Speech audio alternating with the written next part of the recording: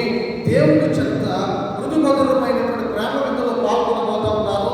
అది పరలోక రాజ్యము అని దానికి పేరు. ఆ పరలోక రాజ్యానికి కలగలిగే సామర్థ్యాన్ని కలిగి ఉన్నావా? నీ స్థితి ఎంత? ఏ స్థితిలో నువ్వు ఉన్నావు? ఏ స్థితిలో నువ్వు పడిపోయావు? ఏ స్థితిలో నువ్వు నిలబడ్డావు? ఏ స్థితిలో నువ్వు నడుస్తూ ఉన్నావు? ఏ స్థితిలో నువ్వు దేవునికి ఉపయోగకరమైన పాత్రగా జీవిస్తూ ఉన్నావు? లూకాసు వార్త 14వ అధ్యాయం 15 వచనం చదువుకున్నాం ఒకసారి.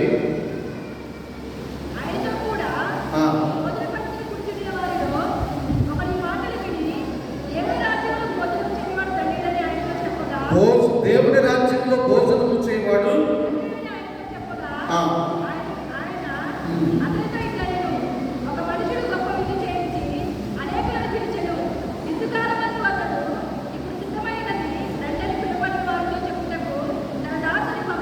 చాలా ప్రభుత్వ ప్రియమైనటువంటి వారు ఈ కుటుంబాలు మీకు అందరికీ తెలుసు. ఎవరు రాలేదు. ఎద్దులు కొనుక్కున్నామంటే మేము వాటికి పరుగు నేర్పించాలి, బయట కట్టాలి. ఈరోజు మంచి రోజు, ఏకాదశి అని వారు ఒకరు. పెళ్లి చేసుకున్నానంటే నేను మొన్నే కొత్త పెళ్లి కూతురు నా భార్య విడిచిపెట్టి వచ్చేస్తే ఆమెకి ఇక్కడ ఎవరు పెద్ద ముఖ పరిస్థితులు లేరు, ఎవరు పరిచయం వాళ్ళు లేరు. వాళ్ళు బాధపడతారు. ఆమె విడిచిపెట్టి రాలేనటువంటి కొందరు. పొలం కొనుక్కున్నానంటే రాళ్ళేసుకోవాలండి రోజు నా కుదరదు అనేటువంటి ఒకరు.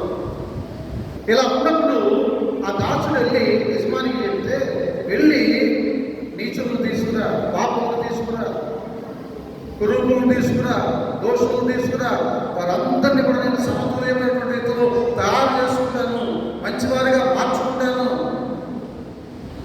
రక్షించబడినటువంటి వారేమో దేవుని ప్రేమ విందులో పాల్గొనడానికి ఏవో సాకులు చెబుతూ పునరుద్ధరణ ఆదివారాన్ని దొంగిలించే వారు కొందరైతే, పరిశుద్ధ శుక్రవారాన్ని మానివేసేవారు మరికొందరు అన్నట్టుగా ఈ దేవుని రాజ్యం అనగా సంఘం ఈరోజు కొనసాగించబడతా ఉంది. అందుకే దేవుడు మాట్లాడుతూ ఉన్నాడు, పాపులను పిలువనమ్ముతున్నాడు. పరిశుద్ధులను ఎట్లా వచ్చి పాపాలను పిలుస్తున్నాడు, దొంగలను పిలుస్తున్నాడు, వ్యభిచారులను పిలుస్తున్నాడు, అమాయకులను పిలుస్తున్నాడు, అన్యులను పిలుస్తున్నాడు. వారందరినీ కూడా పరిశుద్ధపరిచి దేవుని ప్రేమలోనికి నడిపిస్తున్నాడు. వారందరికీ నూతనమైనటువంటి తెల్లని వస్త్రాలు పంపుతున్నాడు. తెల్లని వస్త్రాలు రక్షణకు సూచన. రక్షించబడినటువంటి వారికి మాదిరికరం. ఆ రక్షించబడినటువంటి వారు మాత్రమే పరలోక రాజ్యంలో దేవుడితో సమానంగా కూర్చొని పోల్చేయగలరు. ఈ లోకంలో మనం శరీరంగా బ్రతికినంత కాలము అకేషనల్గా ఎంతో ఆనందాన్ని ఆయా ప్రేమ విధుల్లో మనం వ్యక్తన్యాసంలో పంచిపెట్టే విషయంలో స్వీకరించే విషయం. కానీ దేవుడి ప్రేమ విధుల్లోనికి ప్రవేశించాలంటే అందులో అర్హత కేవలం పరిశుద్ధత మాత్రమే. ఆ పరిశుద్ధతను మనం కలిగి ఉండాలని దేవుడి రోజు లేఖనాల ద్వారా మనకు నేర్పిస్తూ ఉన్నాడు. పరిశుద్ధత లేకుండా ప్రభుని ఎవరు చూడలేదు. విశ్వాసం లేకుండా దేవునికి ఇష్టడైనటువంటి అసాధ్యం. పరిశుద్ధత లేకుండా ప్రభుని ఎవరు కూడా చూడగలరండి. పరలోక రాజ్యం వెళ్ళాలంటే నీకేం కావాలి? పరిశుద్ధత కావాలి. నువ్వెంతటి గొర్రెడు పోయినా, నువ్వెంతటి నీచుడు పోయినా, నువ్వెంత ఘోరమైన పాపం చేసినా, నీ పాపాన్ని విడిచిపెట్టి పరిశుద్ధపరచబడి దేవుని యొక్క వాక్యానుసారంగా వాక్యమైన ఉదక స్నానం చేత నీ జీవితాన్ని కడుక్కొని పరిశుద్ధపరిచి పవిత్రపరిచి నూతనమైన వస్త్రాన్ని నువ్వు కప్పుకొని దేవుని రాజ్యంలో ప్రవేశించగలిగేటట్టుగా నీ విశ్వాస జీవితాన్ని కాపాడుకుంటూ ముందుకు నడవాలి. నీ పరుగు తొదముట్టించాలి. నీ విశ్వాసాన్ని నువ్వు ఏం చేయాలి? విశ్వాసాన్ని చెప్పాలి. విన్నారా? విశ్వాసాన్ని ఏం చేయాలని బాబు? విశ్వాసాన్ని కాపాడుకోవాలి. ఆ పరుగు తొదముట్టిస్తున్నాను. ఆ విశ్వాసంతో కూడినటువంటి పరుగు మనం కలిగి ఉండాలి. అప్పుడే దావీదు మాట్లాడుతున్నట్లుగా నిజంగా మనం వెళ్ళలేము. మనం వెళ్ళగలమా? వెళ్ళిపోవాలంటే వెళ్ళిపోగలమా? దానికి కొన్ని క్వాలిటీస్ కావాలి. ఎక్కలేని అంత ఎత్తైన కొండపైకి నన్ను ఎక్కించుమంటాడు. ఎవరు?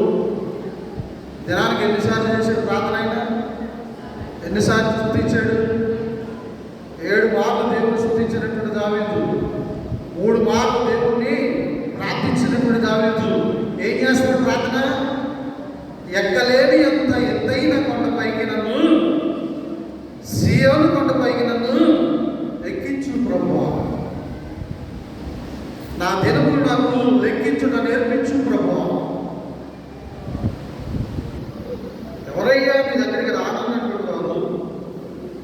నరులారా తిరిగి రెండను పిలవగానే రాననేటువంటి సామర్థ్యం కలిగినటువంటి మనుష్యుడు ఎవరు? మనకంటే ముందు మన పెద్దలు చాలా మంది దేవుని యొక్క పిలుపుకు వెళ్ళిపోయారు. సహభాగస్వాములు, సొంత కడుపులు పుట్టినటువంటి కుమారులు, కుమార్తెలు, జన్మనిచ్చిన తల్లిదండ్రులు ఎంతో సహవాసం చేసి సపర్యలు చేసినటువంటి ధర్మపత్నులు, యజమానులు, యవన కాలంలో ప్రభునందు ప్రియమైనటువంటి వాళ్ళ దేవుని యొక్క భయభక్తులతో జీవించి వారు మరణించుకుంటే వారి రోజు దేవుని యొక్క భక్తులైనటువంటి వారి చేత, మోషే వంటి వారి చేత, అహరోను వంటి వారి చేత దేవుని వాక్యాన్ని వారి సమయం వింటూ ఉంటారు. ఈ పునరుత్థాన దినమున ఎక్కడ? పారడైజ్. వారందరూ కలిసి పరలోకానికి వెళ్తారు. దేవుని యొక్క రాక తథ్యమైతే దేవుని పిలుపందుకుని కడబోరతోని శబ్ద తరంగాలతో దేవుడు వచ్చే సమయంలో 2వ రాకడలో సమాధులు తెరవబడతాయని, పరిశుద్ధులైనటువంటి వారి ఆత్మలు ఎత్తబడతాయని, జీవించినటువంటి వారు, పరిశుద్ధులైనటువంటి వారు కొనిపోబడతారని లేఖనాలు రాయబడ్డాయి. అటువంటి విధంగా ఎత్తబడే రోజు, కొనిపోబడేటువంటి రోజు ఒకటి ఉంది. ఆ రోజు 1000 ఏళ్ళు దేవుడు మధ్యాకాశంలో మనతో పాటుగా నివాసం చేయబోతున్నాడు. 1000 సంవత్సరాలు నివాసం చేయబోతున్నాడు. ఆ 1000 సంవత్సరాలు కూడా ఆయన మనకు ఏం చేస్తాడంటే ప్రేమ విందులు పెడతాడు. ఏమిటది? ప్రేమ. ఆ విందులో ఆహారం ఉండదు, అన్నం ఉండదు, నీళ్ళు, ఆకలి ఉండదు, దప్పిక ఉండదు. ప్రభుత్వం ప్రియమైన మరి ఏమిటది? దేవుణ్ణి స్తుతించడమేనండి ఆ ప్రేమ. దేవుణ్ణి మొక్కడమే, దేవుని కొనియాడి. నేను ఊటికి వెళ్ళాలని బ్యాగ్స్ అందుకొని అవసరం ఉందా? లేదు. నేను పొలానికి వెళ్ళాలి అని కొడవలు తీసుకుని తలపాగా చూసుకొని అన్నం పెట్టుకునే పరిస్థితి లేదు. చాలా పట్టు కోసం కోడు, కూటి కోసం కోడి విద్యులు, ఆ కర్మ లేదు. హాయిగా ప్రశాంతంగా కూర్చుంది. దేవుడు మన కళ్ళెనకుండా కనపడుతూ ఉంది. కెరూబులు, శరముల మధ్య ఆయన నిత్యం ఆరాధన చేస్తూ ఉంది. ఆరాధన పాలిపాదస్తున్నటువంటి పరిశుద్ధుల వారి యొక్క ఆత్మలు దేవుళ్ళు ఆనందిస్తూ ఉంటే, ఆ పరమానందాన్ని పొందుతూ ఉంటే, ఆ సంతోషాన్ని, ఆనందాన్ని మన పెద్దలతో పాటుగా మనం సమపాళలో పంచుకుంటూ ఉంటే తనివి తీరనటువంటి ఆ యొక్క ఆనందాన్ని, సంతోషాన్ని దేవుడు మనకు అందిస్తూ ఉంటే, స్వయంగా ఆయన మాటలతో మనం బలపరుస్తూ ఉంటే అదే ఒక అమూల్యమైనటువంటి ప్రేమ విందుగా లేఖనాలు బోధిస్తూ ఉన్నాయి. అటువంటి ఎక్కలేని అంత ఎత్తైన కొండపైకి నన్ను ఎక్కించు ప్రభువా అని దావీదు ప్రార్థన చేసినట్లుగా ప్రార్థన చేయగలుగుతున్నావా? ప్రభునందు ప్రియమైనటువంటి వాళ్ళ ఈ విశ్వాసం దేనికి? 7 అంతస్తుల బిల్డింగ్లు కట్టుకోవడానికా? దేవుని నమ్ముకుంటే, దేవుని మీద ఆధారపడితే భాగ్యవంతులం అయిపోతాం. అందుకేనా యేసు ప్రభువుని నమ్ముకోవడం? దేవుని నమ్ముకుంటే ఏ వ్యాధి రాదు, జ్వరం రాదు, తలనొప్పి రాదు, టీబీ రాదు, షుగర్ రాదు, బీపీ రాదు, థైరాయిడ్ రాదు, ఏ కంప్లైంట్ రాదు. అందుకే దేవుని నమ్ముకునేది. దేవుడు నమ్ముకుంటే ఏది లోటు ఉండదు, ఏ పనికి వెళ్ళవసరంలా. వెళ్ళేసరికి పిండి బిస్కెట్తో రైస్ ఉన్నాయి, కోడుకుని వండుకోవటానిక దేవుడు నమ్ముకునేది? కష్టపడడానికి అవకాశం ఎవడా దేవుడు? కష్టపడే పని ఉండదా? వండుకునే పని కూడా ఉండదా? దాని అంతటా అదే ఉండేసి మనకు ఆహారం వైపు వచ్చేస్తుందా? మాయాబజార్లాగా. ఆదాము అవ్వలను మీరు చేసిన పాపం వల్ల ఇది మొదలుకొని రెక్కాడి తెలియని డొక్కాడినటువంటి పరిస్థితుల్లో మీరు ఉండండి అని శపించేసండి. ఆనాటి నుంచి ఆధ్యాత్మికంగా ప్రతి ఒక్కరూ ఒక ఉద్యోగ రీత్యు, వ్యాపార రీత్యు, పని రీత్యు ఏదో విధంగా ప్రతి ఒక్క మనిషి రేపరులు కష్టపడాల్సినటువంటి పరిస్థితి ఉంది. అయితే ఆ కష్టార్జితాన్ని నువ్వు అనుభవించాలంటే నీకు ఆరోగ్యం కావాలి, అసలు నువ్వు బ్రతికుండాలి. అందుకని దేవుడు నమ్ముకోవాలి. ఎందుకు నమ్ముకోవాలండి? చెప్పది. దేవుని ఎందుకు నమ్ముకోవాలి? ఎందుకు నమ్ముకుంటుంది లోకం? పరిపూర్ణమైన ఆయుష్కాలంతో దేవుని ఆయుష్కాలంతో ఈ లోకంలో జీవించి ఉండాలంటే, బ్రతికుండాలంటే దేవుని నువ్వు నమ్ముకోక తప్పదు. ఏ కంప్లైంట్ ఉన్నా, ఏ పని చేస్తున్నా, ఏ ఉద్యోగం చేస్తున్నా, ఏ బాధలు బద్దీలు ఉన్నా, ఏ వేదనలు ఉన్నా, ఏ కడగంలు ఉన్నా, ఏ శోధనలు ఉన్నా, ఎవరు నిన్ను చేయి విడిచినా నేను నిన్ను చేయి విడువను. నిన్ను ఎవరు చేయి విడిచి వెళ్ళిపోయినా నేను నిన్ను చేయి విడువను. అలాంటప్పుడు ఈ జీవితం నీకు అంకితం ప్రభా. నా జీవితంలో ఎన్నో మేలు చేశాను, చేయబోతున్నాను, అందుకు నీకే స్తోత్రాలు. నా జీవితంలో నీ మీద నమ్మిక ఉంచి నీ వాక్య ప్రకారంగా నేను బ్రతికి పట్టుకట్టి నీవిచ్చిన ఆయుష్కాలాన్ని పూర్తి చేసుకుని ముదుసలవాటు అయిపోయాక నువ్వు పిలిపించాక నేను నీ సన్నిధానానికి వచ్చి నిన్ను చూసే భాగ్యం నాకు దయచేయి అని మొరపెట్టేవాపై క్రైస్తవం ఉండాలి.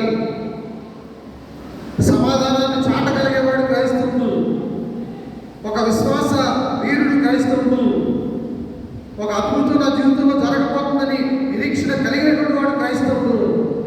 అటువంటి నిరీక్షణ ప్రతి ఒక్కరు కూడా కలిగి ఉండాలని వద్దారు.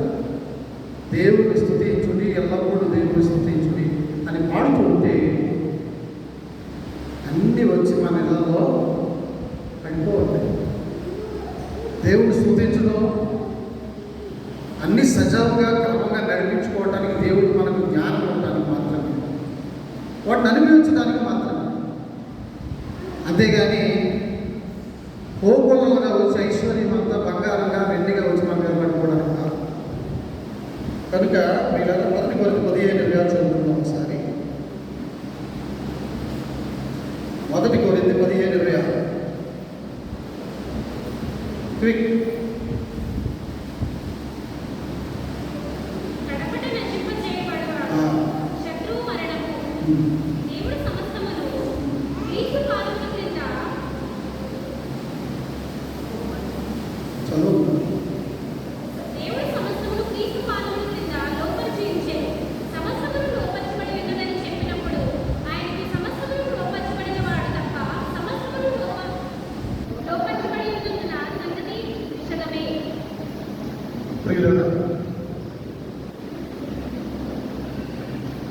ఎందరో భక్తులు జన్మించారు, వారి జీవితాలు సరి చేసుకున్నారు. దేవునికి స్వార్థికులుగా, పరిచారకులుగా, యాజకులుగా, సేవకులుగా, పెద్దలుగా వాడబడ్డారు. దేవుని యొక్క స్థలాలకు వెళ్ళిపోయారు. యేసుక్రీస్తు మాట జ్ఞాపకం చేస్తున్నాడు పాత నిబంధన గ్రంథాల కోసం. ప్రతి ఒక్కరూ మరణించిన తప్పదు. దేవుడు నమ్ముకున్నా మరణించారు. భౌతిక పరమైన మరణం ప్రతి ఒక్కరికి తథ్యం. ఆఫ్టర్ డెత్, మరణించిన తర్వాత ఏం జరగబోతాం? దేవుని దగ్గరికి మనం వెళ్ళిపోతాం, మరలా జీవించబోతాం. ఇది అన్యులకు దొరకదు.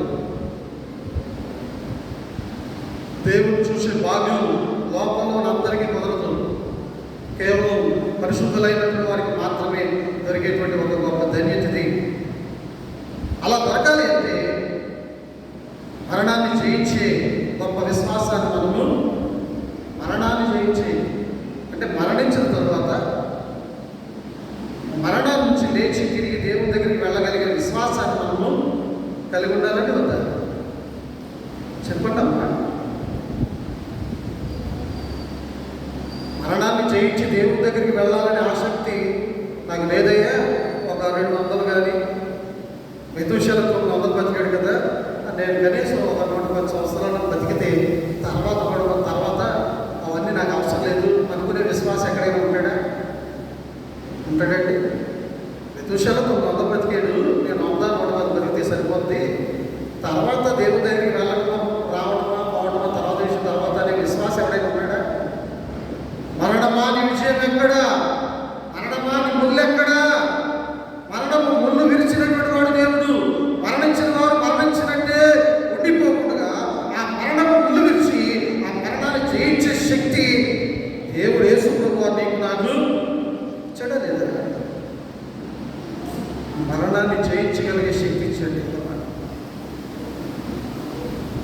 అటువంటి శక్తిని కలిగినటువంటి మనము దేవుని మీద ఆధారపడి మన శేష జీవితాన్ని దేవుడు భయభక్తులతో ముందుకు నడిపించుకుని కొత్తాకాశంలో కొత్త భూమిలో మనం ఉండేటట్లుగా చూసుకుని ఆయనతో సహవాసం చేసి ఆయనతో పాటుగా ఆనందించేటువంటి భాగ్యాన్ని ప్రతి ఒక్కరూ కలిగి ఉండాలంటే ఈ లోకంలో మనం ఏం చేయాలి?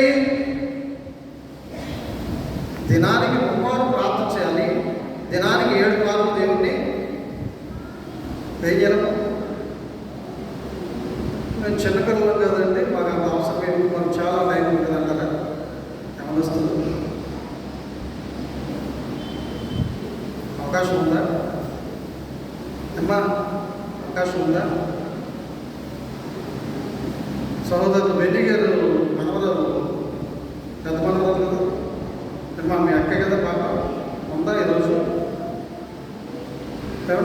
చిన్నోళ్ళు మాకు ఇప్పుడు సమయం మాకు ఎందుకంటే భక్తి ఎందుకు అంటానికి ఏముందండి? చిన్నపిల్లలు కదండి, భక్తితో మాకు అంతగా సంబంధం లేదు, అంత అవసరం ఏముందండి? మా అమ్మ రమ్మంటే కూడా వస్తాం, మా అమ్మ తీసుకెళ్ళిపోతే కూడా వెళ్ళిపోతాం, భక్తితో మాకు సంబంధం లేదు అనడానికి ఏమైనా ఉందా? నా మాటలు అర్థమవుతున్నాయా? వెనకాల ఉన్న ప్రతి ఒక్కరికి దేవుని లేఖనాలు బోధిస్తున్నాయి. పాలు తాగే పిల్లల దగ్గర నుంచి భక్తి నేర్పించాలి, ఉపవాసాలు ఉండటం నేర్పించాలి, దేవుడి గురించి చెప్పాలంట, భాస్యాలు కట్టినట్లుగా దేవుని యొక్క వాక్యాన్ని మీ యొక్క పిల్లలకి ముందు మీద కట్టాలంట, ప్రయాణమై వెళుతూ ఉండగా దేవుడి గురించి చెప్పాలంట, ఇంట్లో నిద్రపుచ్చేప్పుడు జోలాలి అని పాట పాడుతున్నప్పుడు దేవుడి గురించి పాడాలంట, జోలాలి కాదు దేవుని కూర్చున్నటువంటి కీర్తన పాడుతూ కూర్చోబెట్టాలంట. ఆ బిడ్డలు జీన్స్ వారి బ్లడ్లో దేవుని కొరకైనటువంటి భయం భక్తి ఇమిడిపోవాలట. అప్పుడు చిన్ని పిల్లల సమయాల్లో పిలిచిన, మధ్య వయసులో పిలిచిన, వృద్ధ సమయాల్లో పిలిచిన డైరెక్ట్గా దేవుడి దగ్గరికి వెళ్ళగలిగే సామర్థ్యం దేవుడిస్తారు. ఆయన కలిసి ఉండగలిగేటువంటి శక్తిని అవకాశం దేవుడిస్తారు. ఆ ప్రేమ బిందును ప్రతి ఒక్కరికి కూడా దేవుడు అనుగ్రహిస్తాడు. శాశ్వతంగా ఈ లోకాన్ని సంపాదించుకోవడానికి మాత్రమే కాదు, దేవుడు మనలను పుట్టింపజేసింది. పుట్టింపు ఆయన వద్దు, పోషింపు ఆయన వద్దు, గిట్టింప ఆయన వద్దు, అది మన ఇష్టం. నేను ఇంకా చాలా టైం ఉండాలండి, నాకు నా టైం డిస్టర్బ్ చేయడం అంటానికి ఏమన్నా ఎవరైనా బి అలా పాత నిబంధన గ్రంథాన్ని బట్టి ప్రతి ఒక్కరు కూడా మన ఆత్మీయ స్థితిని మెరుగుపరుచుకోవడానికి ప్రతి క్షణము ప్రయత్నించాలి. నేను రక్షించబడిపోయాను కదా, నేను సేవ చేస్తున్నాను కదా, నేను 10 మందికి ఆదర్శంగా విశ్వాస జీవితాన్ని కొనసాగిస్తున్నాను కదా అనుకోవటానికి లేదు. ప్రతి క్షణము ఈ యుగ సంబంధమైనటువంటి దేవత ఎవరిని మృగుదమాని చూస్తూ ఉంది, నీ విశ్వాసం నుంచి నేను వెనక్కి లాగటానికి చూస్తూ ఉంది. నీ విశ్వాసాన్ని నువ్వు జాగ్రత్తగా కాపాడుకోవడానికి ప్రతి క్షణము ప్రయత్నించాలని ఈనాటి లేఖన భాగం 10వ భాగమైన పరిశుద్ధ యెషయా గ్రంథము మనకు వివరణ తెలియజేస్తా ఉంది. ప్రభునందు ప్రియమైనటువంటి సంఘం, పరిశుద్ధంగా జీవించడం చాలా అవసరమైంది. విశ్వాస జీవితాన్ని కాపాడుకోవడం చాలా అవసరమైంది. రెండవదిగా స్వార్థ వాక్య భాగంలో లూకా సువార్త 14:25-35 వచనాలు చదువు ఒకసారి. 25 వెళ్ళుచున్నప్పుడు వచ్చి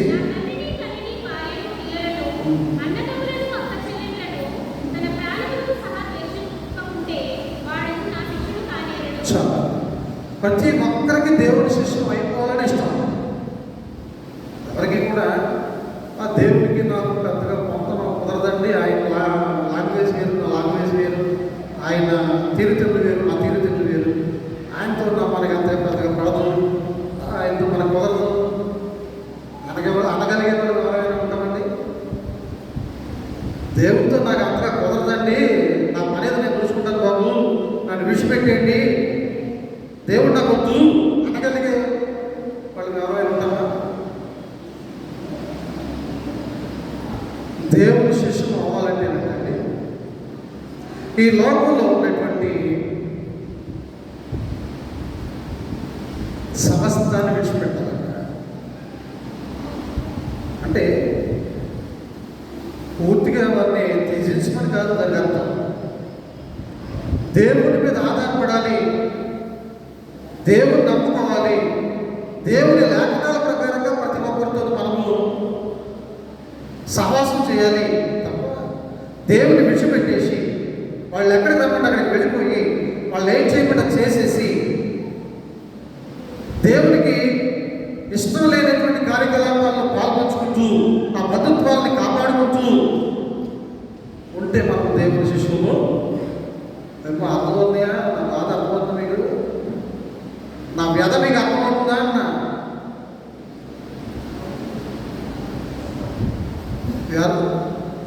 అర్థం పర్థం లేని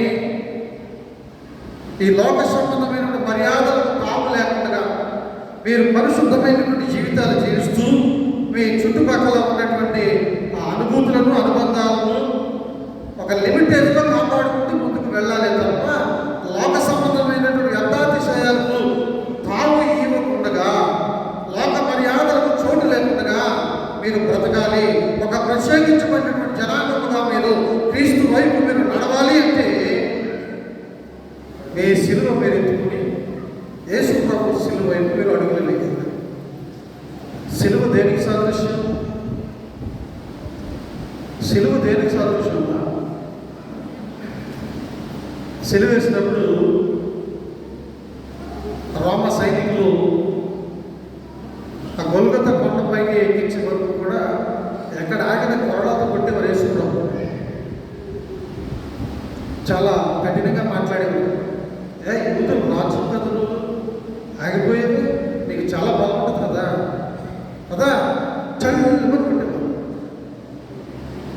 దాహం వేస్తుందయ్యా అని అడగడానికి యూదులు రాజు కదా, నువ్వు నీకు దాహం ఏంటి, దేవుడి కుమారుడు కదా నువ్వు, నీ కలిసి ఏంటి పదా అని చల్లని కొట్టేవారు.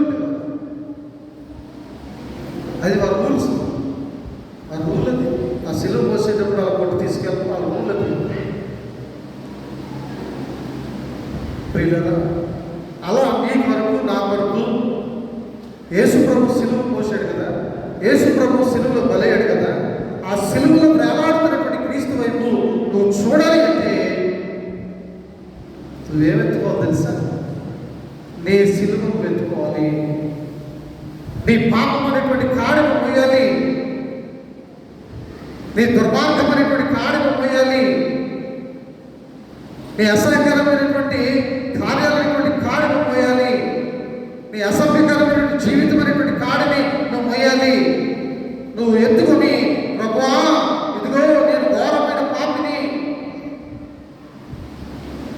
నీ శిలువ చెంతకు రావడానికి ప్రయత్నం చేస్తున్నానయ్యా, నాకు శక్తి దయచేయి, నా పాపాలను క్షమించు, నా పాపాలు మన్నించు, కరుణతో నన్ను దరికి చేర్చుకో.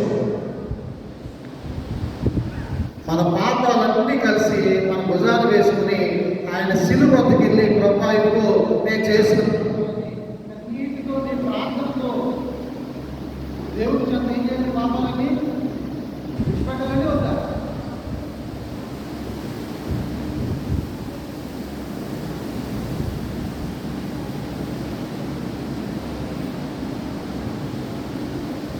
దేవుని సన్నిధిలో మన పాపాలన్నీ విడిచిపెట్టేయాలండి. ఒకటో రెండు మార్లు ఒకటి ఎలా చేసాడు పాపం దావీదు? ఎలా చేశాడు ప్రార్థన? ప్రభువా నేను ఏదో తెలుసో తెలియదు అలా చేసేసాను, సో ఐఎమ్ సారీ, ఎప్పుడు చేయలేదు అన్నా. పరుపు తేలేంతగా ఏడ్చాడా తగ్గాడా? పరుపు తేలేంతగా ఏడ్చాడండి దావీదు. ఒక చిన్నిపాటి పాపాన్ని చేసినందుకు క్షణమాత్రమైనటువంటి సుఖానికి సంతోషానికి తన బానిసైనప్పుడు పరుపు తేలేంతగా ఏడ్చితేనే కానీ ఆయన పాప క్షమాపణ పొందగలిగేటువంటి అవకాశం ఆయనకి లేదు. ఒక పాపి క్షమించబడాలంటే విస్తారమైనటువంటి పాపాలు చేసినాడు, విస్తారమైనటువంటి కన్నీటిని నా పాద సన్నిధిలో కుమ్మరిస్తారు. ఏం చేయాలంటే విస్తారమైన పాపాలు చేసినాడు, విస్తారమైనటువంటి కన్నీటిని దేవుని సన్నిధిలో విడిచిపెట్టాలి. దేవుని సన్నిధిలో నీ పాపాలు ఒప్పుకోవాలి, కన్నీటితో ఒప్పుకోవాలి. కన్నీటితో నువ్వు దేవుని సిలువ చేరి నీ సిలువ ఎత్తుకుని వచ్చి నీ పాపాలన్నీ దేవుని సిలువలో విడిచిపెట్టినప్పుడు, సిలువ విడిచిపెట్టినప్పుడు సిలువలో వేలాడుతున్నటువంటి యేసు ఆ కుడివైపున వేయబడినటువంటి దొంగను చూసినట్లుగా నిన్ను చూస్తాడు. ఏమడిగాడు ఆయన దొంగ? నీ రాజ్యంలో అమ్మా ఎవరు మాట్లాడరు నాతో ఏంటి? నీ రాజ్యంలో నన్ను జ్ఞాపకం చేసుకోవడం మాట. ఎప్పుడైనా ప్రాంతంకి వెళ్ళాడా?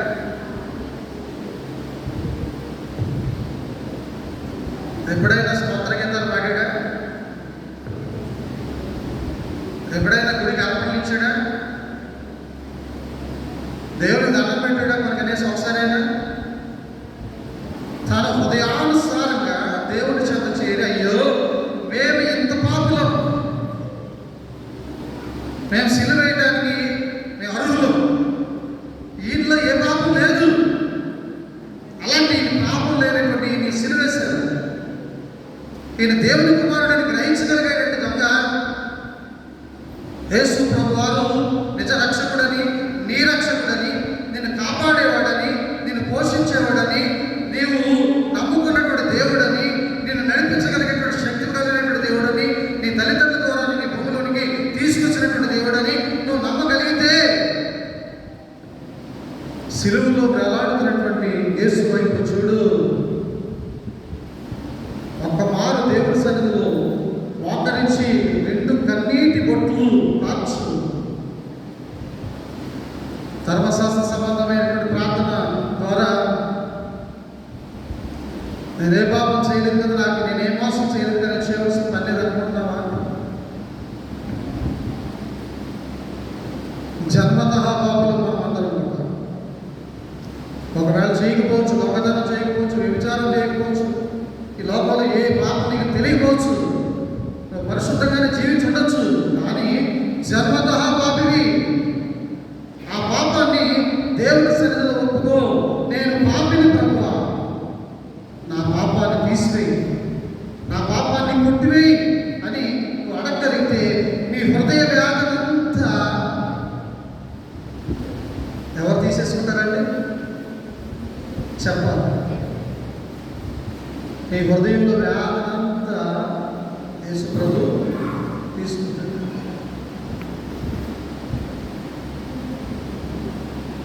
చక్కని యుక్త వయసులో నీ భర్త నీకు కూడా ఉండి అన్ని సంపాదించి పెట్టాలి, అన్నం పెట్టాలి అని వారి కారణాల ద్వారా చనిపోయాడు.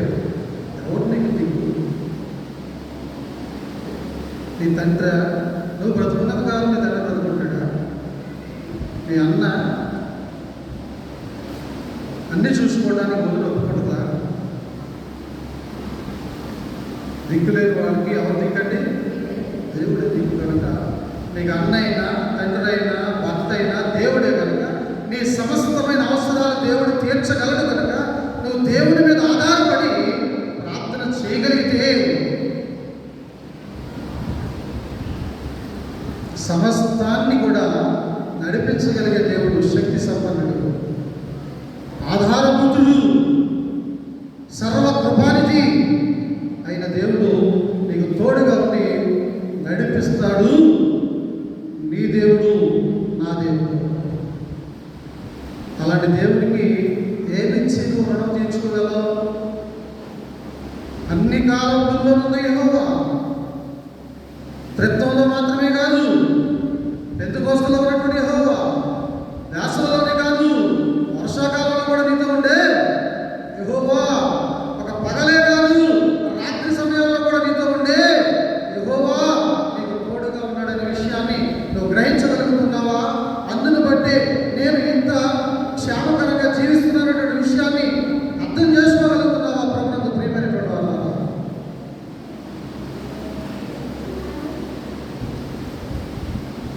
ఈ లోకంలో ఉన్నటువంటి లోక మర్యాదలను త్యజించాలి, అంతకంటే ఎక్కువగా దేవుని క్రమాన్ని ప్రేమించాలి, అంతకంటే మితంగా దేవుణ్ణి ఆరాధించాలి, దేవుని మీద ఆధారపడాలి, దేవుని విశ్వసించాలి, దేవుని కొరకు మనలో ఉన్నటువంటి మనకు తెలియనటువంటి పాపాలన్నింటినీ కూడా విడిచిపెట్టాలి.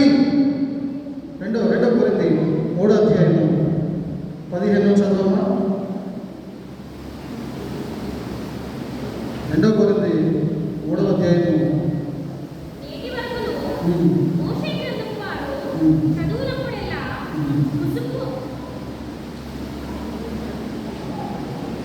తెలుగు రాదా? తెలుగు వచ్చిన ఎవరు చదువుకున్నా? నాకు ఇంగ్లీష్ రాదు. ఎప్పుడు తెలుగునో అప్పుడు ముసుగు తీసివేయబడును. ప్రభు ఆత్మ ప్రభు యొక్క ఆత్మ ఎక్కడ ఉంటుందో అక్కడ స్వాతంత్ర్యం ఉండును. చాలా ప్రభునందు ప్రియమైనటువంటి వాళ్ళ, ఈ భూమి మీద క్రైస్తవుడిగా జీవిస్తున్నటువంటి నేను స్వాతంత్రాన్ని అనుభవిస్తున్నావా? దేనికైనా బానిసగా బ్రతుకుతున్నావా? దేనికో బానిసగా బ్రతికితే నువ్వు దేవునికి విశ్వాస జీవితంలో నువ్వు దేవునికి సంబంధించిన మనిషిని కావు, దేవునికి సంబంధించినటువంటి వ్యక్తిని కావు, దేవునికి సంబంధించినటువంటి స్త్రీని కావు. ఆత్మకు పరిచారకులైతేనే దేవుని శిష్యులు. దేవుని శిష్యులు అనబడేటువంటి వారు దేవుని ఆత్మకు పరిచారకులు అవ్వాలి. మోషే అంతటి వాడు అక్షరానికి పరిమితమయ్యాడు. ధర్మశాస్త్రాన్ని 4 భాగాలను 10 ఆజ్ఞలు తీసుకురావడానికి వెళ్ళాడు. వచ్చేసరికి ఇశ్రాయేలీయులు ఇష్టానుసారంగా జీవిస్తున్నారు. వాటిని చూసి ఆ పలకలు విసిరేశాడు, వాటిని ద్రోహులారాన్ని గద్దించాడు. ఆయనలో ఉన్న ఓర్పు నశించిపోయింది. ప్రభు అయినటువంటి దేవుడు ఆయన్ని ఏం చేశాడు? తీసుకెళ్ళాడు. అక్షరానికి పరిమితమైనటువంటి శిష్యత్వాన్ని ఆయన ఇముడ్చుకోలేడు. అక్షరానికి మాత్రమే పరిమితమైనటువంటి క్రైస్తవ్యాన్ని కొనసాగిస్తే ఆయన ఓర్చుకోలేడు. అది మాత్రమే ఆయనకి కాదు. పరిశుద్ధాత్మ నడిపింపులో ఎందరైతే ఉంటామో, పరిశుద్ధాత్మకు ఎందరైతే పరిచారకులుగా వర్తించామో, పరిశుద్ధాత్మ నడిపింపులో ఎందరైతే కొనసాగుతూ ఉంటామో, ఆత్మకు పరిచారకులమై ఎందరైతే ఉంటామో వారందరినీ బట్టి త్రిత్వమైనటువంటి దేవుడు ఆనందిస్తానని మాట్లాడుతూ ఉన్నాడు. చెప్పండి, భవిష్యత్తు బట్టి ఏం చేశాడు దేవుడు? ఎర్ర సముద్రమా 2 పాయలు కాబట్టి పాయలు అవుతుంది కదా. మెరీబా పంటలు పడితే నీళ్ళు వచ్చాయి కదా. ప్రభువా వీళ్ళందరూ ఆకలితో ఉన్నారయ్యా, తురిళ్లను కురిపించుకుంటే కురిపించాడు కదా. మోషే మంచి నాయకుడు. మోషే నా ఇళ్ళన్నిటిలో నమ్మకమైన వాడని సాక్షి కూడా పొందాడు కదా. మరి అలాంటి ఆయన పరిచర్య ఎందుకు చివరిదాకా ఉంచుకోలేకపోయాడు? చివరి దాకా ఉండేటట్టుగా ఎందుకు మోషేని దీవించలేకపోయాడు? అక్షరానికి పరిమితం అయిపోయాడు మోషే. దేని పరిమితం అయిపోయాడు మోషే? అక్షరానికి పరిమితమయ్యాడు మోషే. ఆ అక్షరానికి పరిమితమైనటువంటి పరిచర్యను దేవుడు కానా వరకు కూడా నడిపించలేకపోయాడు. అపోస్తలుడైనటువంటి పౌలు ఆత్మకు పరిచారకుడయ్యాడు. దూషకుడును, హింసకుడును, హానికరుడైనటువంటి నన్ను ఈ పరిచర్య జరిగించడానికి నన్ను పిలుచుకున్నది దేవుడే. నేను ఇష్టపడి రాలా, బ్రతుకు తెరువు కోసం నేను రాలా. మీ మీద ఏవో ప్రగల్భాలు పలకడానికి నేను రాలా. నా వెర్షం వేరు, నా డ్యూటీ వేరు, నా డిగ్నిటీ వేరు, నా స్టైలే వేరు. కొరడాలతో పండించుకున్నాడు వచ్చి, పిడుగుద్దులు గుర్తించుకున్నాడు వచ్చి, దాక్కుని వాళ్ళకి వెళ్ళిపోయాడు. ఒక చోట నుంచి ఇంకొక చోటకి దేవుడు వాక్యం చెప్తా ఉంటే కొడతా ఉంటే దెబ్బలకు తట్టుకోలేక పారిపోయినటువంటి దాఖలా ఉండే పౌలు, అపోస్తలుడైనటువంటి పౌలు. బ్రతుకుంటే మరొక చోట వాక్యం చెప్పాలి, ఇక్కడే చచ్చిపోతే ఇంకో చోట వాక్యం ఎలా చెప్పగలను, అనేక ఏ విధంగా నడిపించగలను. ఆత్మకు పరిచారకుడయ్యాడు అపోస్తలుడైనటువంటి పౌలు. ప్రభువుతో ప్రియమైన పరిశుద్ధాత్మ నడిపింపు. పెంతెకోస్తు పండుగ దినాన పరిశుద్ధాత్మ దేవుడి లోకానికి వచ్చి అది మొదలుకొని ఈ రోజు వరకు, యుగాంతం వరకు, క్రీస్తు రాకడ పర్యంతం వరకు మనందరినీ పోషిస్తున్నాడు, మనందరినీ రక్షిస్తున్నాడు, మనందరినీ కాపాడుతూ ఉన్నాడు. ఇజ్రాయేల్ కాపాడేవాడు కొడుకడు. నిద్రపోదరా? చదువుగా ఉన్న మందిలో చక్కగా నిద్రపోతారు చాలా మంది. నేను ఏం చెప్పారమ్మా అంటే కూర్చోబెట్టి చెప్పారు. ఎక్కడలేదు నిద్ర అంత మందిలో వచ్చాను. పోనీ ఏమైనా తెలుసా అంటే తెలియదు. బైబిల్ చదవటం కూడా రానటువంటి వాళ్ళు హాయిగా నిద్రపోతే మీకు ఇంటికి వచ్చి ఎవరు వాక్యం చెప్తారు? మన క్రమం కాదు కదా, ఇంటికి వచ్చి వాక్యం చెప్పే క్రమం కాదు కదా. పరిశుద్ధ పునరుత్థాన ఆదివారం దినాన క్రమముగా, మర్యాదగా దేవుని సన్నిధిలో ఎంతో ఆత్మీయంగా యాజక వస్త్రాలు చేత దేవుని వాక్యాన్ని బోధిస్తూ ఉంటే నువ్వు నిద్రపోతున్నావంటే ఆ నిద్ర ద్వారా నీకు వచ్చే లాభం ఏమైనా ఉందా అని నేను ప్రశ్నిస్తా ఉన్నాను. ప్రియమైనటువంటి వాళ్ళు ఒళ్ళు దగ్గర పెట్టుకుని జాగ్రత్తగా మనం వాక్యం వింటే మంచిది. నీవు మందిరానికి పోయినప్పుడు నీ ప్రవర్తన అంతా నేనేమన్నాడైనా కొడుకుతూ వెళ్ళు, హాయిగా గుర్రెట్టే, ఆమె నన్నగా లేతే లేకపోతే అందరూ వచ్చేసిన తర్వాత కాసేపు ఎవరొకరు పెద్దలు వచ్చి